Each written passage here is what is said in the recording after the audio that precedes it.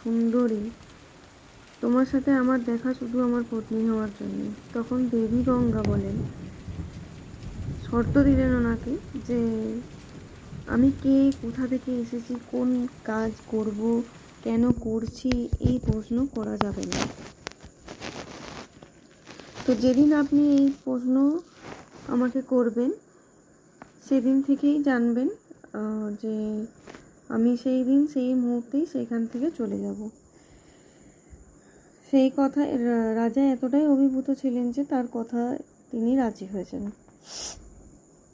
তারপর তারা সুখে সংসার করতে থাকেন। সেই সময় দেবী গঙ্গা অনেকগুলি পুত্রের জন্ম দেন, কিন্তু জন্মের পরেই প্রত্যেক পুত্রকে তিনি জলে ভাসিয়ে দেন। সপ্তম পুত্র বেলাতেও তিনি তাই করেন। সেই সময় অষ্টম পুত্র হওয়ার সময়ও যখন একই ঘটনা ঘটে, তখন রাজা ওনাকে প্রশ্ন করেন, তুমি কেন নিজের পুত্রদের এভাবে হত্যা করছো? সেই কথা শুনে দেবী গঙ্গা বলেন যে আপনি আমাকে প্রশ্ন করলেন, আপনি তাহলে আমি চলে যাচ্ছি, আপনি তাহলে আমাকে আর চান না, আপনার পুত্রের ওপর আপনার মন পড়েছে।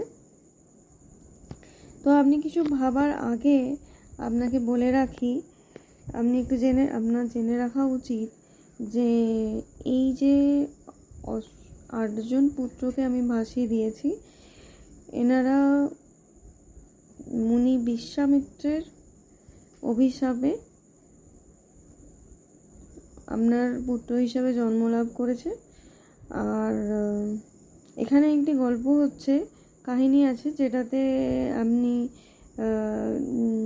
আপনাকে জানানো যাচ্ছে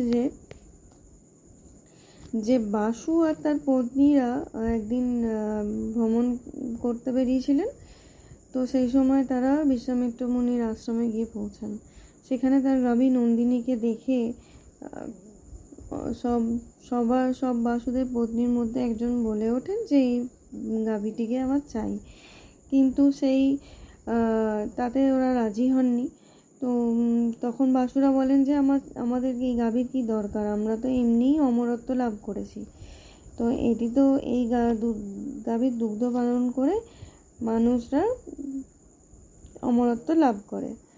কিন্তু তার সেই পত্নী বলে ওঠে যে না, আমার চাই। তবে তারপরে সেই বাসুরা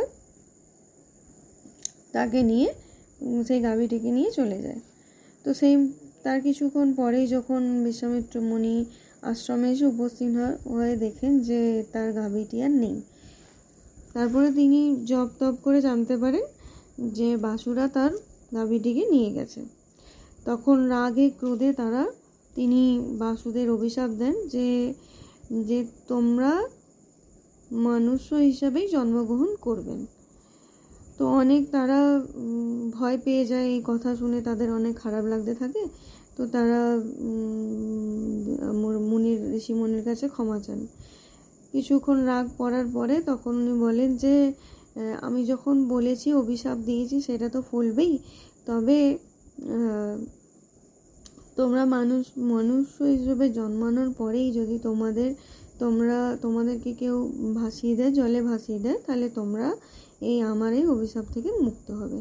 এই কথায় আশ্বস্ত হয়ে তারা দেবী গঙ্গার কাছে যান এবং তাকে অনুরোধ করেন যে তার মা হওয়ার জন্য। ঠিক আছে, তো দেবী গঙ্গার কাছে যান, তার মা হওয়ার জন্য বলেন। আর সেই সময় আর বলেন যে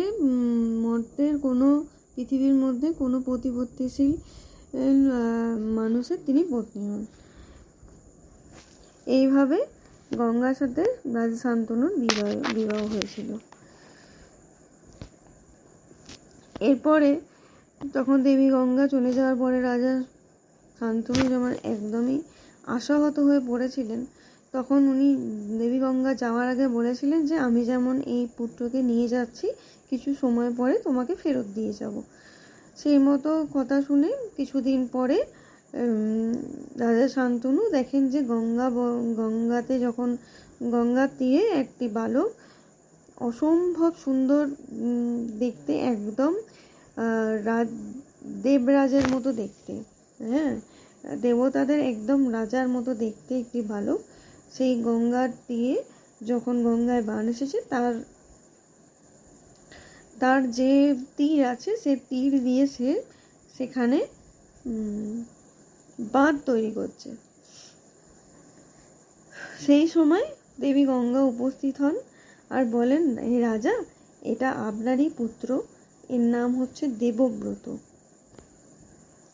এই বালক অস্ত্রবিদ্যাতে পারদর্শী, একদম পরশুরামের মতো।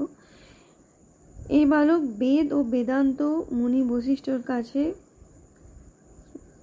শিক্ষা নিয়েছে এবং কলা ও বিজ্ঞানে সমজ্ঞানী, একদম শুক্রের মতো। তো আর এই বালক হলো খুবই ভালো একটি তীরন্দাজ।